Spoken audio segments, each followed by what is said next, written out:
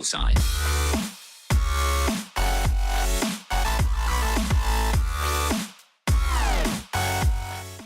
What's up guys, it's me Tyrox and welcome back to another episode of the WWE2k17 Universe Mode. We've got the debut of the third of the three shows. It is the first episode of Monday Night Raw. And we kick it off big. We've got Brock Lesnar coming out to the ring, grabbing a mic with Paul Heyman. And they are demanding a shot at the Universal title. Brock Lesnar and Paul Heyman are just demanding the match and threatening the GM, the whole roster, to destroy everybody who will decline them the match. And they just want to get put into that first match at Extreme Rules 3 weeks from now. It's going to be the first Raw pay-per-view just 1 week after Payback. Brock Lesnar wants into that Universal Championship match whatsoever. And he is going to destroy everybody and everything in this arena if he doesn't get it. The GM comes out, answers the demand of the two, and gives Brock Lesnar the title match at Extreme Rules. He makes Brock Lesnar the first #1 contender for a Raw title, the Universal title, the World title of WWE Raw. And Brock Lesnar gets that match in the main event of Extreme Rules. But the show isn't over there. The show is far from over there. But we kick it off with the first match of the show being Simon Gotch, the other half of the Vaudevillains. Aiden English won his first match over on SmackDown. Let's see if Simon Gotch can do the same on Raw. But he will have to defeat none other than Rusev. Simon Gotch being one of the two former Vaudevillains that has been drafted later than the other one, being Aiden English in that case, had a lot of proof in this match. But he showed off very early that he has pretty much a counter ready for everything Rusev threw at him. He countered literally every single move there early with a hip toss there. Rusev tries to grab him. Simon Gotch just gets out of the hold and hits him with a forearm to the back and shows that he is definitely a very, very able technical wrestler, and that he has a lot of good traits and a lot of good moves in his moveset there. The rolling senton dealing some good damage on Rusev, but Rusev just seemed way out of his game in this match. You can see there he's struggling to get up on his feet. We're not that far into that match. Rusev is a very resilient guy, usually hits him with a snap suplex there, but a rope break forces the pin to get broken off. There he misses the jumping sidekick. Rusev doesn't do things like that usually, and you have to wonder why that is. Did he just have a bad match? Did he just have a bad day? Who knows? But he seemed very, very off, and it was very, very weird to see the Bulgarian Brute in the match like that. He missed moves, got counter and everything, and just seemed not into the match. There he is able to counter one himself, but it's just way too slow. Simon got back up to his feet, can do the move, and Rusev just hasn't done anything with this reversal.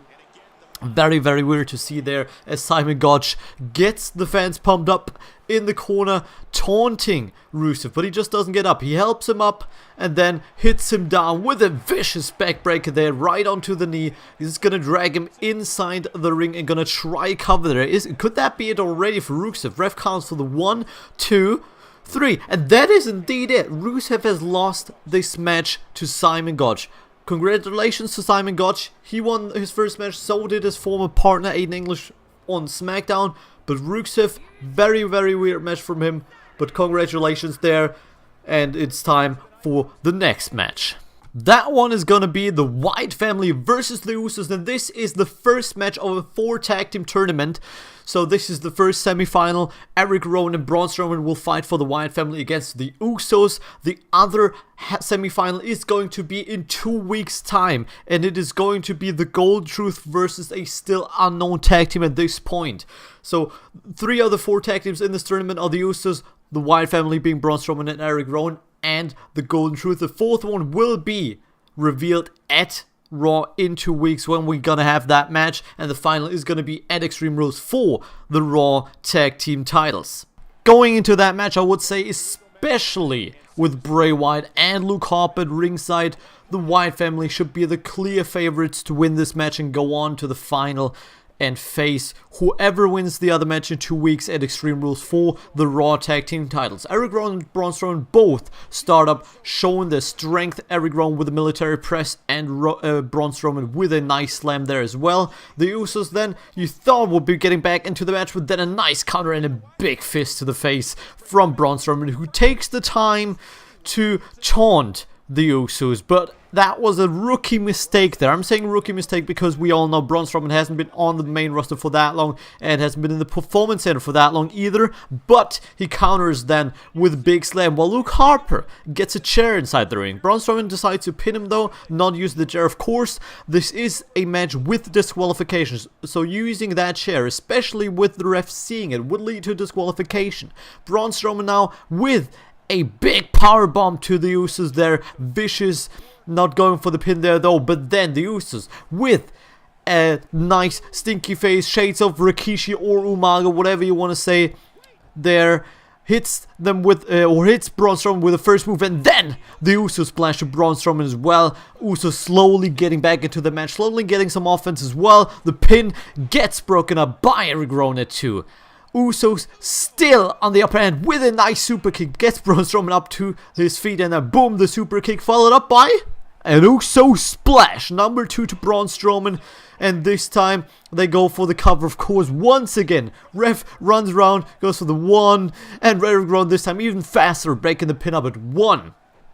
Again attacked by the Usos, this time with a double super kick to Braun Strowman. Braun Strowman, the recipient of a lot of damage there. You can see there on the top left, Braun Strowman hanging in the ropes. He is knackered, as Eric Rowan now is recipient of the stinky phase. So the Wyatts, especially of course Eric Rowan and Braun Strowman, have taken a lot of damage now in this matchup, and Braun Strowman will not be done there, as he is yet again the victim of the Uso splash. The third Uso splash to Braun Strowman. I think he got the super kick, the double super kick. He basically got everything. You can see there Eric Rowan is too tired by now, but Bray Wyatt is there. Bray Wyatt pulls out the referee and cancels the pin there. The referee obviously not happy, but Eric Rowan now on the ground as the other Uso tackled him down, and Braun Strowman eats the 4th Uso splash, and this time the ref's back in again, goes for the 1, 2, 3, and the Usos beat the Wyatt family 2 against 4 if you want so. Both Luke Harper and Bray Wyatt tried to help the brothers, but it was not to be. The Usos go on to the final at Extreme Rules to face whoever wins the tag team match in 2 weeks, the second semi-final.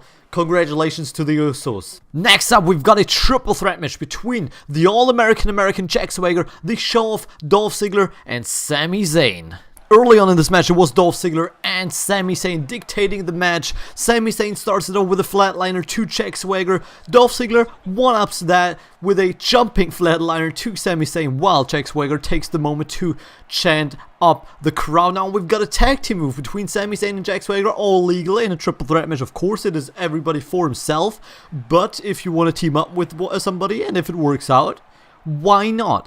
Now we've got Jack Swagger up the top rope together with Dolph Ziggler. A face buster from the top rope. Jack Swagger takes the moment, rolls out of the ring, while Dolph Ziggler gets onto Sami Zayn with a nice power slam there.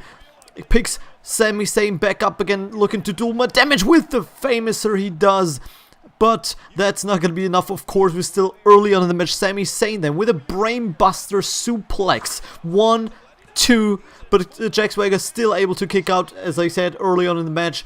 Everybody is not yet that exhausted, but we've seen a nice zigzag there from Dolph Ziggler to Sami Zayn. Jack Swagger on the outside. Will he be able to break up that pin though? He won't, as he misses the double axe handle, but Sami Zayn kicks out anyways. Now Ziggler is the recipient of the brainbuster suplex. Jack Swagger in the corner, gets out quick enough to break up that pin though. That of course is the twist of a triple threat match. You always got that third man. Now Jack Swagger finally on the offense. So far it's pretty much been all Sami Zayn and Dolph Ziggler, showing up some of his amateur wrestling background there with some ground wrestling. For long though, as Jack Swagger finds himself in the corner again, recipient of a nice combination there from Dolph Ziggler, rolls out of the ring, and Sami Zayn takes the advantage with a blue thunder bomb, and that surely is it. Refs down for the 1, 2, 2.5 seconds kick out from Dolph Ziggler right there. Unbelievable. Right after, Jack Swagger still outside. The Helluva Kick from Sami Zayn to Dolph Ziggler. And that should be it. Ref goes down, pins him. 2, 3. What? Kick out at 2.9 seconds after Blue Thunder Bomb and a Helluva Kick from Dolph Ziggler. Sami Zayn then with a knee T2 Dolph Ziggler. Jack Swagger hits him with the double X handle. Sami Zayn now rolling out of the ring. Jack Swagger puts Dolph Ziggler into the corner, turns him around, takes his time. Sami Zayn still down on the outside. He starts moving again though, puts him down, looking for the Swagger Bomb, and it hits. The move that never hits does hit this time. Swagger Bomb goes through. Sami Zayn back up to his feet, goes into the ring. 2, 3, just too late with the double X handle to try to break up the pin. Jack Swagger picks up the victory. The underdog in this match definitely picks up the victory after he's been out all match. Jack Swagger was nowhere to be seen. Dolph Ziggler and Sami Zayn all the way throughout this match, and Jack Swagger within the last minute or so, double X handle to Sami Zayn. He rolls out and picks up the victory on Dolph Ziggler. Incredible by Jack Swagger. As we move on into the next match of the show, we got a fatal 4-way match between 4 of the women, between the 4 women on the Raw roster. Natalya, Becky Lynch, and Nikki Bella, and Paige. The 4 only women on the Raw roster that is in a fatal 4-way for the #1 contendership for the women's title. One of those 4 will go on to Extreme Rules for sure already into the women's title match. Of course, one of the other 3 will have to join her, as we only got those 4 women, but this is the first chance for the women to qualify. As the ref rings the bell, Natalya is wasting little time going outside the ring. Nikki Bella joining her while Paige and Becky Lynch stay inside the ring. Natalya gets herself a sledgehammer from underneath the ring. Of course, this is a fatal 4-way match, so we've got no disqualifications. Women or not, this is still a no disqualification match, but the sledgehammer would not be used by now, as Nikki Bella stopped her from using that straight away. Paige starts it off very strong versus Becky Lynch in the ring, first with a rope assisted slam, then a German suplex and a page turner to Becky Lynch, trying to pin her straight away. Ref goes down for the pin. 1, 2, but Becky Lynch still able to kick out a 2, as it is still very early on in the match. Now Becky Lynch getting back inside the match with a nice exploder suplex to Paige right there, is fired up obviously, shows her another exploder suplex, very nice there by the Irish lass kicker. Tries to pin Paige now. Can she put her away early on in the match, as Nikki Bella and Natalya are still outside the match? No, Paige kicks out and Nikki Bella joins them in the ring, which gives her a German suplex from Paige. Suplex City if you want so. Now Paige with a nice sidewalk slam to Natalya. All 4 women now back inside the ring, and Natalya now is the recipient of the Rampage as Nikki Bella and Becky Lynch fight it off. Can Paige pin her? No, she doesn't need to apparently, but she taunts up Nikki Bella now as Irish lass kicker Becky Lynch and Natalya find themselves outside the ring, and Paige is trying to capitalize on that with the Rampage on Nikki Bella, goes for the pin, and that could quite possibly be it. Nikki Bella has been fighting with Natalya outside the ring for most of the match. 1, 2, but Natalya just able to break up the pin at 2.5 seconds. Very, very lucky if you want so. Paige now has Becky Lynch grounded, starts laughing, Natalya from the back, but Paige able to counter that into a roll-up. Nikki Bella outside the ring, now getting up to her feet. 1,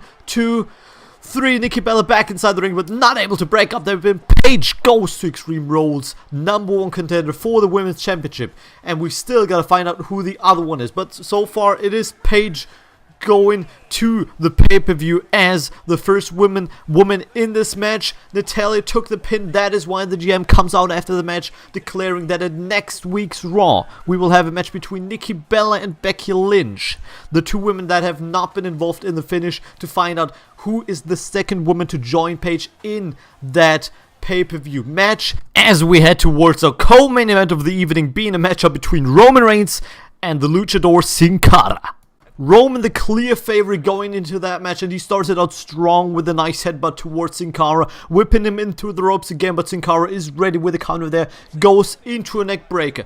if you look at it from a technical side, Sin Cara might be the better wrestler, but just at a total package, Roman Reigns is the clear favorite. Sin Cara now going up the top rope after that neck breaker, going to deliver some more offense, at least that what he hopes to do, and delivers a beautiful moonsault there. That is a moonsault, a perfect moonsault, 10 out of 10 or 5 out of 7, whatever you prefer there. And an angle slam, Samoan slam, someone like that, goes for the pin, 1, 2, and we already got a 2.5 count for Roman Reigns, but he is able to kick out. We're still rather early into the match, just a few minutes, but Sin Cara isn't done there. He goes up the top rope again. What's he up to now?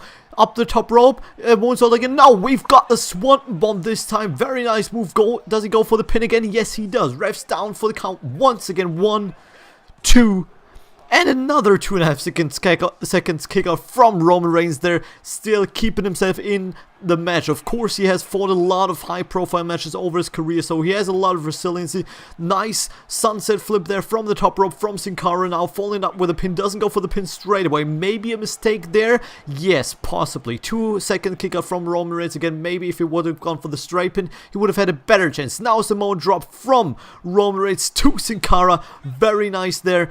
And he goes back into the corner. He backs off a bit just to charge up that well-known spear. And if you get hit by that spear, there's a good chance you're not gonna get back up. He hits him with a spear. Even the ref tumbles backwards. Sin Cara is down, but Roman Reigns waits. He waits a few seconds to get the pin. Sin Cara hooks the leg. 1, 2, and a 2-second kick out. Maybe that was the 2 seconds that Roman Reigns waited there again. Some small mistakes made from both men there. Sin Cara now again with the counter to Roman Reigns. A punch to the guts, and now sends him into a what's he up to? A chicken wing backbreaker. The beautiful move goes up the top rope again. What we're gonna see? Moonsault, senton, maybe something different again. He goes for the sentence, the Swanton Bomb once again. Is he gonna go for the pin? Is he gonna win that match against Roman Reigns? That will be another huge upset. 1, 2, 3, and he does. Sin Cara wins against Roman Reigns. That universe is not shy of upsets. Another upset in this universe, in this Raw show even. Sin Cara beats Roman Reigns. Unbelievable. Before the main event though, before we start with Dean Ambrose and Seth Rollins, we had the GM come out one more time. This match was made at the start of the show, but with the happenings of the show, the GM decided to come out one more time. He says that since Brock Lesnar now is the first #1 contender for the WWE Universal title and Extreme Rules, we need a second #1 contender, of course. And that one is going to be decided between the two guys in the ring, Dean Ambrose and Seth Rollins. But the winner of tonight is not just going to get the title match, no. We're going to have a best of 3 series over the next 3 weeks between those two to see who goes on to face Brock Lesnar at Extreme Rules. So the winner of this match is in a good spot to get that chance, but is not through yet. We're gonna have the second match next week, and if needed, the third match on the Go Home Raw show before Extreme Rules. And now, go on with the action. And as the ref rings the bell, right now, the brawl begins. And as we just heard from the GM, this is more or less for a shot at the Universal title, for a shot at Brock Lesnar, most importantly. I don't know what's more scary. I think the most scary part of it is definitely Brock Lesnar, but of course the Universal title is a huge chance for whoever competitor comes out ahead in this best of 3 series. So we're gonna have a maximum of 3 matches, a minimum of 2 matches. Whoever gets 2 wins first in those 3 matches wins the series and goes on to face Brock Lesnar at Extreme Rules. Seth Rollins right now taking on the action, taking a beating to Dean Ambrose, but of course Dean Ambrose could just lose this one in 30 seconds and still go on to Extreme Rules to win this match. So you gotta remember, it doesn't really matter that much what happens in this match. It matters who gets the second win. And if Seth Rollins gets that one, Dean Ambrose could easily just get the other 2. But still, that puts Seth Rollins in a very good spot. If he were to win this match and get the first win, then Dean Ambrose pretty much has to win the other 2, while Seth Rollins can technically allow himself to slip up in one of the matches. Well, the first match, as the second match after that would not be happening if he wins the first one.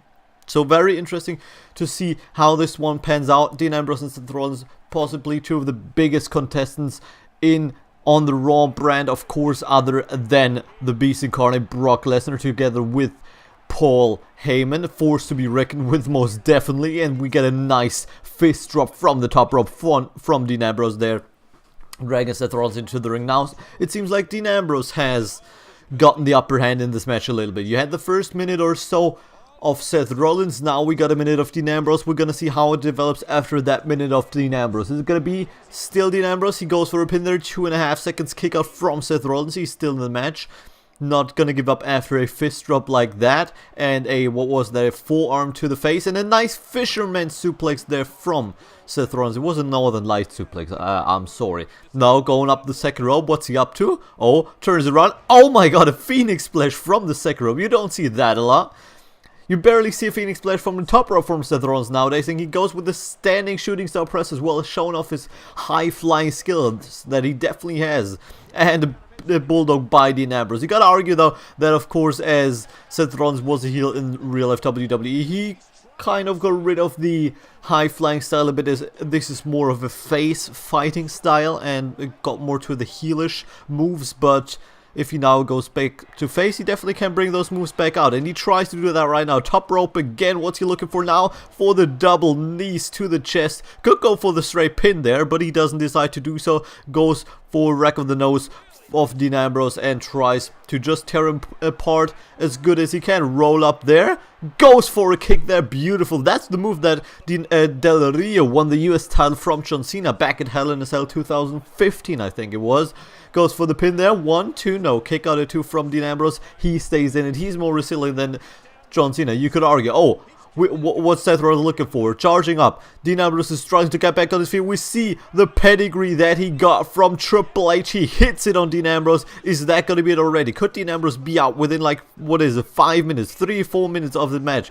Ref goes for the 1, 2, no, kick out at 2 from Dean Ambrose. He's not done yet. Of course, he is Mr. Unbreakable. He showed that in the feud against Brock Lesnar back at WrestleMania, that he is unbeatable, that he will always get back up to his feet, and he shows that right now.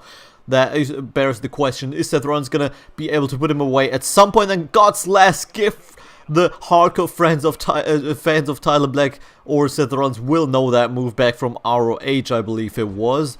Then he continues to focus on the arms. Not the worst idea if you consider the finisher of Dean Ambrose being, of course, his dirty deeds, using the arms heavily for the double underhook. Now springboard, oh, the knee to the face, and that hurts. That can knock you right out. And he tries to pin Dean Ambrose. That 1, 2, no, again a kick out at 2. Dean Ambrose not willing to stay down. What's Seth Rollins looking for? Oh, he's firing up the fans. I'm actually not 100% what he's set for in this universe mode or in WWE2k17 in general, if he is a heel or a face.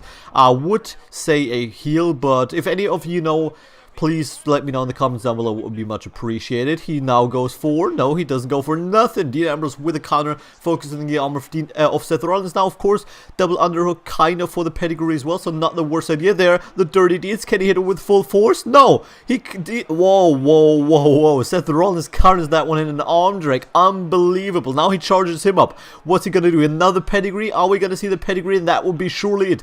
He sets it up.